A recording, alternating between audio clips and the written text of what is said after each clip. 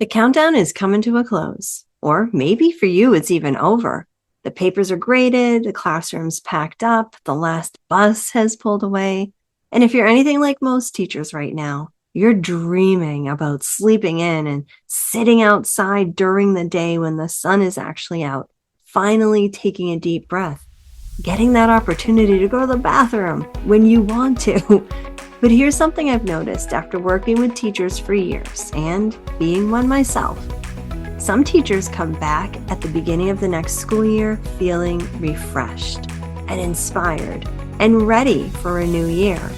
And others, they just come back as exhausted as they were when they left. We had the same amount of summer, we had the same amount of time off, completely different results though. So what is the difference? Well, today I want to talk about why some teachers recover and others stay exhausted. And I'll share a simple 3-step process that you can use to help you actually use this summer to feel like yourself again. Hey friends, welcome to Enjoy Teaching Again, the podcast for teachers who love the work but need a little spark to bring the joy back. I'm your host, Elizabeth Peterson, classroom teacher, arts integration specialist, and passionate educator of over 25 years. If you're overwhelmed by behaviors, disengaged students, and long, exhausting days, you are not alone. But together, we can turn things around and you can teach with confidence and purpose again. So locate that cold coffee of yours, find your favorite pen, I know you have one, and let's dive in. It's time to get inspired and enjoy teaching again. Okay, let's make this so simple.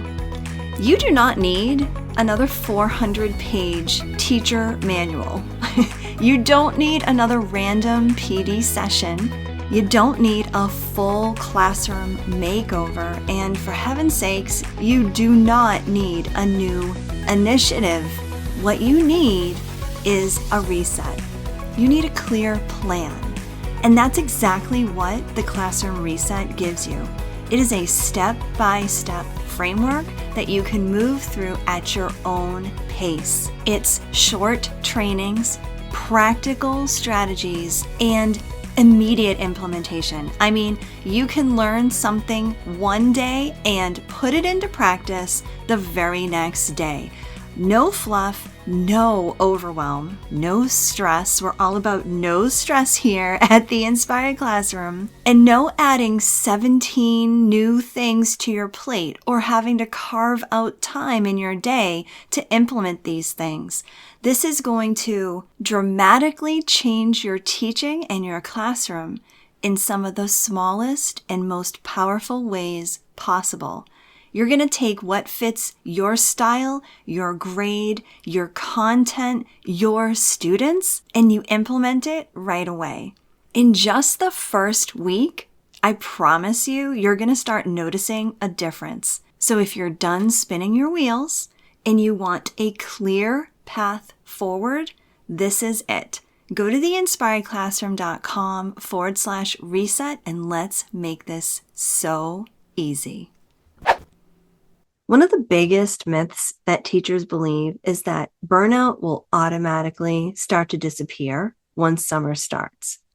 Maybe you think to yourself, if I can just make it till June, if I can just get through these last few weeks, if I can just sleep for 3 days straight. And don't get me wrong, I love a good nap as much as the next exhausted teacher, but here's what I've noticed. Some teachers get plenty of rest over the summer and still come back feeling drained. Why? Well, because exhaustion isn't always just physical. Sometimes it's also emotional. Sometimes it's the accumulation of hundreds of tiny frustrations that never got acknowledged. Teaching is one of those professions where we rarely stop long enough to process what we're experiencing. I mean, think about it. You move from lesson to lesson, student to student, meeting to meeting, problem to problem. And before you know it, an entire school year has gone by. And here's the thing. Exhaustion and burnout, they don't magically disappear the moment you walk out of the school building on the last day. You can't just drive home, put your feet up, and completely forget that you've been teaching and caring and problem solving. and encouraging and redirecting and showing up for kids for the last 10 months. It just doesn't work that way. That's kind of like taking everything that's scattered around your house and then just shoving it into a closet before company comes over. You know the closet I'm talking about, right? Maybe you even have one. I know I do. The one where you toss the random cords, the extra blankets, the piles of paper, the stuff you don't even know what to do with but can't quite throw away. And for a moment, it feels better because the mess is gone. Except it's not actually gone, is it? You just can't see it anymore. And that's what a lot of teachers do at the beginning of the summer or just before they leave for summer, right? We might take all the things that have been lying around our classrooms, the random fraction bars that got lost and found, the extra things here and the unfinished binders we meant to organize and start putting them away because we just want to finish our year. We start shoving them into cabinets and closets and boxes. But it's not just the physical stuff. It's also the stress, the frustration, the disappointment, the exhaustion from the year that we try to just shove away or leave at school, hoping that it just starts to evaporate into thin air. And that's another thing that keeps teachers exhausted long after the school year ends. The emotional backpack. Now, I know, this is super cliche, right? We've all been spoken to about the emotional backpacks that our students bring to school, but there is one that we can tend to bring home. And when we do this in the summertime, it can really affect us.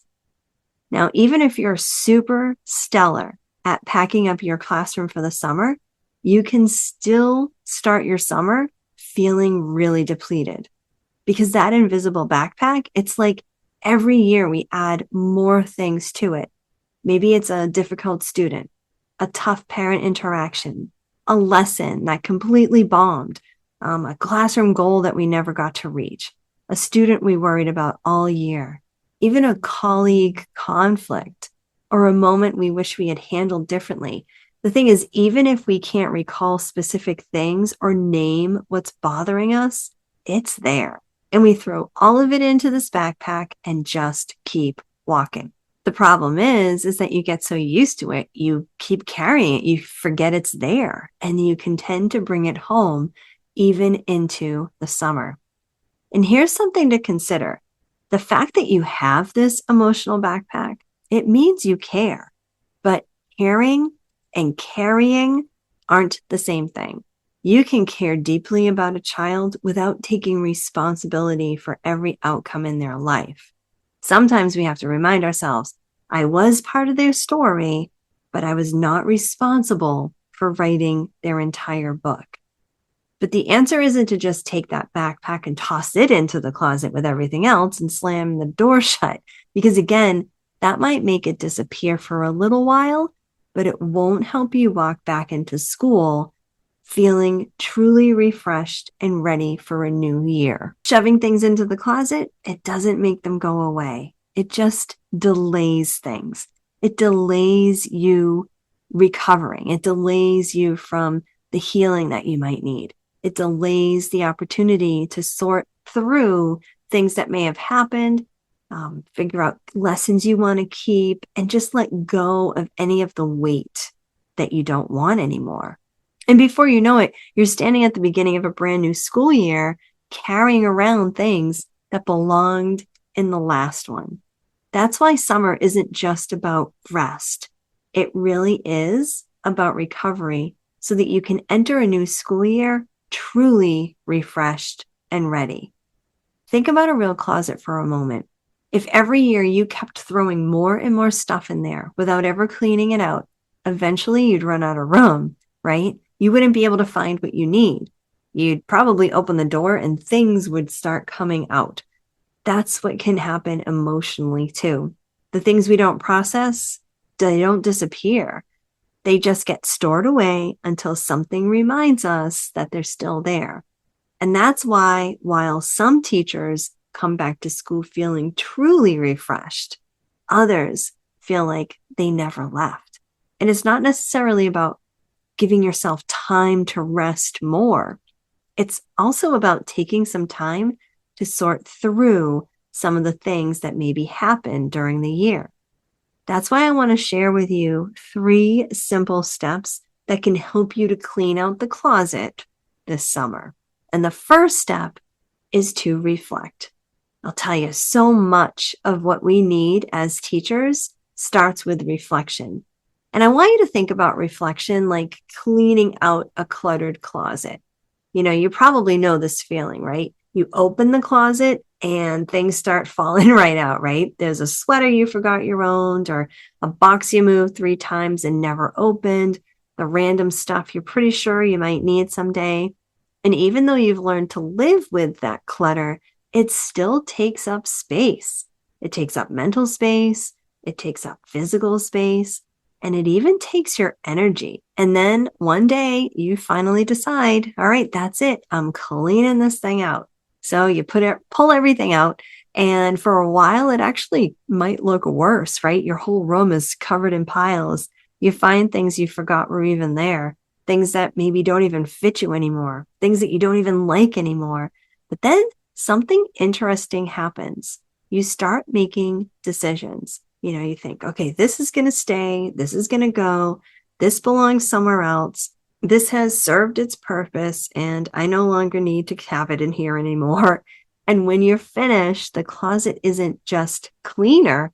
You feel like, oh, so much better. Like you can breathe again. You can start finding what you need. You have room for something new. Reflection can work the same way. At the end of the school year, many of us have closets full of emotional clutter. The difficult student we're worried about, a lesson that flopped, the parent conversation that didn't go well. And you may not even remember what actually happened that would allow this emotional clutter to get in. But what will happen is that you'll have the feelings that go with it, right? You'll have this feeling of guilt or frustration, or certainly the exhaustion that comes from it. And that's what starts to pile up. And the problem is that when we never stop to reflect, all of that just stays crammed into the corners of our minds.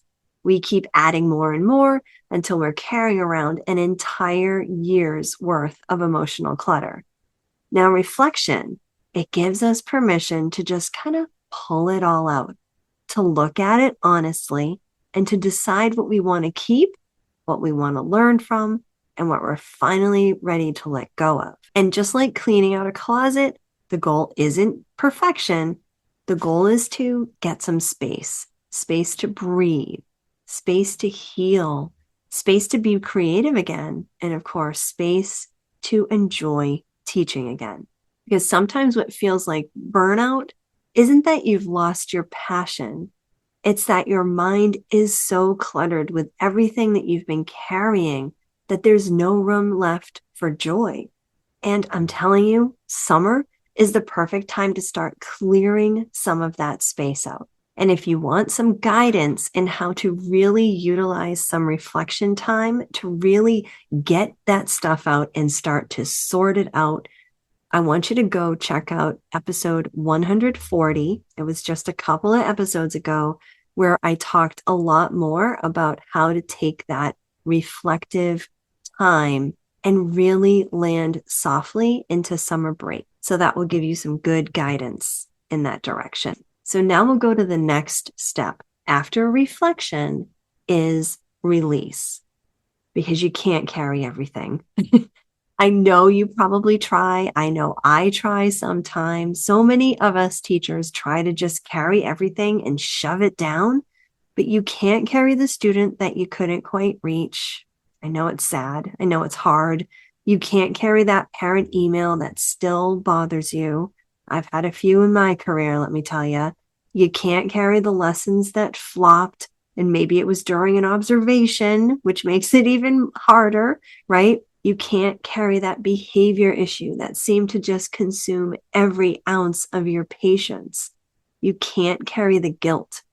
And I'm telling you, if you are trying, that backpack gets heavy, really, really heavy.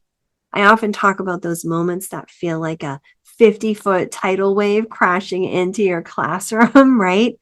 The problem is that sometimes we keep carrying that wave long after it's over.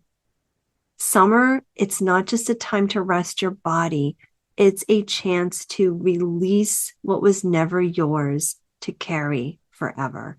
Not every problem needs to follow you into June. Not every disappointment deserves a front row seat in July.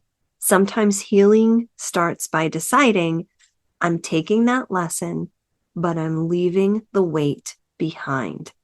Now, I am no therapist, but I do want to encourage you to think about what is the best way that you can release some of these things. For some of you, it's going to be just saying, okay, I release this and it's gone. For some of you, it's just going to be writing something down, crumpling it up, and throwing it away. But I know that some of you are carrying things that are really, really heavy for you. So I want to encourage you, talk to a friend, talk to someone, see what outlet you can take to help you to fully release some of these things that you've been carrying. All right, now we're on to the third step, okay? And this is where the true wonders start to happen. The first step is to reflect. Next is to release. And the third one is to reset. Because the goal isn't just to survive another year. The goal is to enjoy teaching again, right? A lot of teachers spend the summer hoping next year will somehow feel different. But hope is good. It's just not a strategy. What if instead of crossing your fingers and hoping student behaviors improve, or hoping or waiting for a better class roster, or instead of relying on a new curriculum or a new initiative to save the day, you intentionally reset things for yourself? What if you walked into next year with a plan for creating calm, a plan for building connection, a plan for engaging students before behaviors escalate, a plan for protecting your own energy? The teachers who come back refreshed aren't always the ones who rested the most. They're often the ones who use the summer to reset their mindsets, to reset their systems, and reset who they are as a teacher. And that's exactly why I created the Classroom Reset, because I know what it feels like to love teaching, but feel buried underneath the daily teacher drain. I know what it feels like to wonder if next year will be more of the same. And I also know it doesn't have to be. A few years ago, I remember finishing a school year completely convinced that summer would fix everything. I remember walking out of school and feeling the door shut behind me and thinking to myself, I don't ever want to look at that building again. Like, I will travel different routes so I don't have to even look at the building. I needed to get away, and I just tried to completely block that school year off so that I didn't have to think about it. And I was trying to protect myself, right? But what I really was doing was shoving all of those emotions, all of those situations that I had to deal with, all those problems that I had dealt with, all the issues that were going on in that school year. I was just shoving them into my backpack. And then when I got home, I took that invisible emotional backpack and I threw it into my quote unquote closet and shut the door. I did not want to deal with it. And then I went off and I had my vacations and I focused on my family and I had my times outside and I was really trying to rest and enjoy my summer because I thought that if I just rested enough, I would feel better and ready. And for a while, I did feel better. But about 2 or so weeks before the start of my school, the same frustrations came rushing back. It was almost like I was forced to open that closet door, pull out that backpack, and start looking at things and it was hard because what I needed wasn't just rest and vacation and relaxation. I really needed a chance to reset. I needed that time to reflect and release things and then work towards resetting things. I needed to look honestly at what was working, what wasn't, and what needed to change. And that's exactly why I ended up creating the Classroom Reset. This teacher-centered online course that I've designed to help you create that calm, connected, engaging classroom that you've been dreaming about without adding more to what you're already doing. The focus isn't on becoming a different teacher. It's about becoming the teacher that you already know you can be. The teacher that's really just inside you just needs to come out again. And if you're listening right now and thinking, I don't want next year to feel like this year, I want to invite you to take a good look at the Classroom Reset. You can go to theinspiredclassroom.com/reset because you deserve more than a survival mode. You deserve to enjoy teaching again.